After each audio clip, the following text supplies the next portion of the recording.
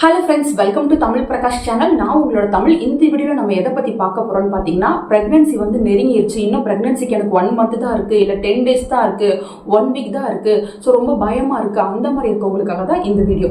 So ப்ரெக்னென்சிக்கு 1 month before ப்ரெக்னென்சிக்கு என்னென்ன உங்களுக்கு things தேவையோ எல்லாமே வந்து மறக்காமல் பேக் பண்ணி வச்சுக்கோங்க. சின்ன சின்ன திங்ஸ், குழந்தைக்கு தேவையான ட்ரெஸ்ஸாக இருந்தாலும் சரி, அதை குழந்தைங்களுக்கு தேவையான சோப்பு எல்லாத்தையுமே ரெடி பண்ணி வச்சுக்கோங்க. உங்களுக்கு தேவையான நைட்டிஸ், பெட்ஷீட் எல்லாமே வந்து ரெடி பண்ணி வச்சுக்கோங்க.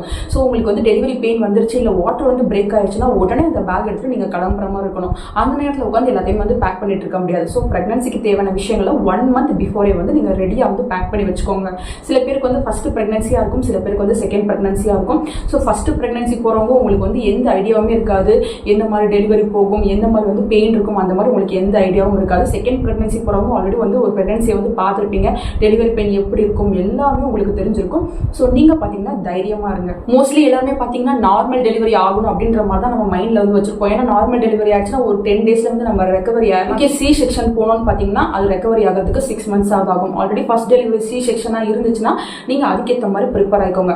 இப்போ நான் சொல்ல போகிறது ஃபர்ஸ்ட் டெலிவரி. இப்போதான் நீங்க ஃபர்ஸ்ட் டெலிவரிக்கு போக போறீங்க, டெலிவரிக்காக நான் வெயிட் பண்ணிட்டு இருக்கேன் அப்படின்னா, நான் ஃபர்ஸ்ட் சொன்ன மாதிரி உங்க திங்ஸ் எல்லாம் பேக் பண்ணி வச்சுக்கோங்க.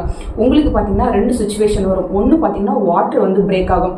ஸோ சொன்ன டேட்டுக்கு முன்னாடி வாட்டர் வந்து பிரேக் ஆகுது, இல்லைன்னா பெயின் வந்து ஸ்டார்ட் ஆகுது, கொஞ்சம் கொஞ்சமா பெயின் வந்து ஸ்டார்ட் ஆகும். ஸோ 2 கேஸுமே இருக்குது. சில பேருக்கு பார்த்தீங்கன்னா திடீர்னு வாட்டர் வந்து பிரேக் ஆயிரும், நம்ம இமீடியட்டாக ஹாஸ்பிட்டல் போகிற மாதிரி இருக்கும், வெயிட்டே பண்ணக்கூடாது. பெயின் இருக்குது, லைட்டாக பெயின் இருக்குது அப்படின்னா கொஞ்சம் கொஞ்சமாக பெயின் வர வரையும் வெயிட் பண்ணுங்க.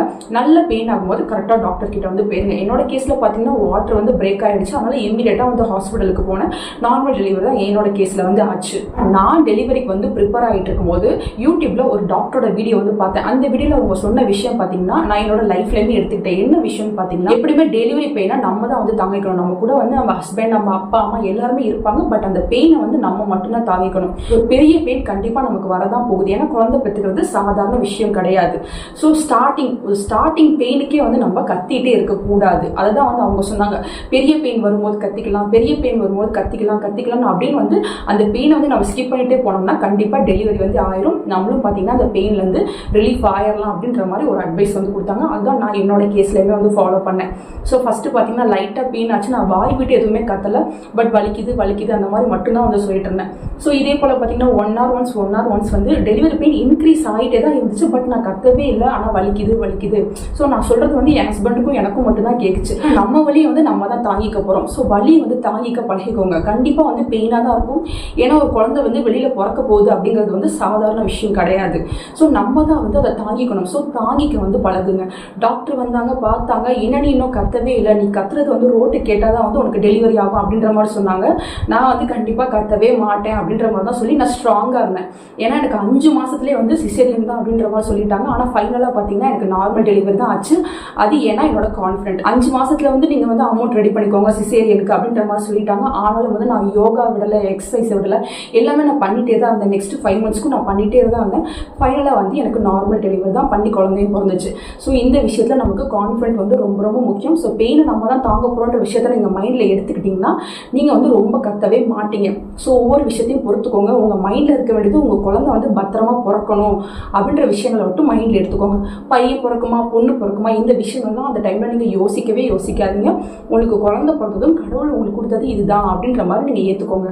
சில பேருக்கு வந்து ஃபர்ஸ்ட் பொண்ணாக இருக்கும், செகண்ட் வந்து பையனை எக்ஸ்பெக்ட் பண்ணுவீங்க, செகண்ட் வந்து பொண்ணாக பிறந்திருக்கும்.